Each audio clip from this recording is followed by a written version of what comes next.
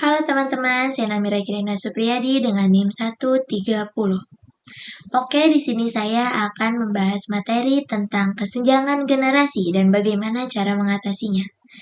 Kesenjangan generasi adalah perbedaan antara nilai, sikap, perilaku antara generasi yang berbeda yang dapat menyebabkan konflik dan kesulitan dalam berinteraksi. Penyebab dari kesenjangan generasi yang pertama adalah perkembangan teknologi yang pesat. Perkembangan teknologi yang pesat dapat menyebabkan perbedaan dalam cara berkomunikasi dan mengakses informasi. Yang kedua, perubahan sosial. Perubahan sosial yang cepat dapat menyebabkan perbedaan dalam nilai dan sikap. Yang ketiga, mempengaruhi lingkungan. Lingkungan yang berbeda dapat membentuk nilai dan sikap yang berbeda. Dampak dari kesenjangan generasi yang pertama adalah konflik. Kesenjangan generasi dapat menyebabkan konflik antara generasi yang berbeda. Yang kedua, kesulitan dalam berkomunikasi. Kesenjangan generasi dapat menyebabkan kesulitan dalam berkomunikasi dan memahami satu sama lain. Yang ketiga, pengaruh pada hubungan. Kesenjangan generasi dapat mempengaruhi hubungan antara generasi yang berbeda. Cara mengatasi kesenjangan generasi. Yang pertama adalah komunikasi yang efektif. Berkomunikasi secara efektif dan terbuka dapat membantu memahami perbedaan antara satu dan yang lain dan menyelesaikan konflik. Yang kedua, menghargai perbedaan. Menghargai perbedaan dan memahami bahwa setiap generasi memiliki kelebihan dan kekurangan dapat membantu membangun hubungan yang lebih baik. Yang ketiga, membangun jembatan.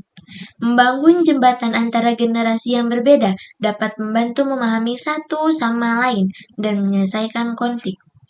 Keempat, pendidikan dan kesadaran. Pendidikan dan kesadaran dalam kesenjangan generasi dapat membantu membangun dan mengatasi perbedaan. Yang kelima, kolaborasi. Kolaborasi antara generasi yang berbeda dapat membantu membangun hubungan yang lebih baik dan menyelesaikan masalah bersama. Contoh kasus dalam materi ini, salah satunya dapat kita lihat dari hubungan antara anak dan orang tua dan juga dalam ruang lingkup kerja. Contoh kasus dalam ruang lingkup kerja seperti sebuah perusahaan yang terdapat 3 generasi yang berbeda.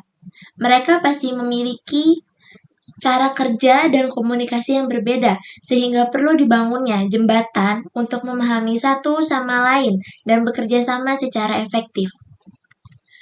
Dari kasus ini, cara mengatasi kesenjangan generasi yang pertama itu komunikasi efektif. Berkomunikasi secara efektif antara generasi yang berbeda untuk memahami kebutuhan dan keinginan masing-masing. Yang kedua, pelatihan dan pengembangan. Menyediakan pelatihan dan pengembangan yang sesuai untuk setiap generasi dapat meningkatkan keterampilan dan pengetahuan. Yang ketiga, membangun tim yang kuat. Membangun tim yang kuat dengan anggota generasi yang berbeda dapat bermanfaat, kekuatan, dan keahlian masing-masing. Keempat, menghargai perbedaan. Menghargai perbedaan antara generasi yang berbeda dan memahami bahwa setiap generasi memiliki kelebihan dan kekurangan. Contoh kolaborasi dari kasus ini. Yang pertama, dalam proyek kerja. Sebuah tim yang terdiri dari karyawan dalam generasi yang berbeda. Di mana yang satu sebagai manajer yang berusia 40 tahun, seorang desainer yang berusia 25 tahun, dan seorang teknisi yang berusia 50 tahun.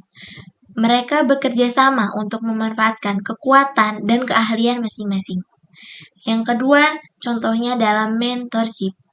Seorang karyawan yang berusia 50 tahun harus menjadi mentor bagi umur di bawahnya untuk membantu mereka dalam mengembangkan keterampilan dan pengetahuan.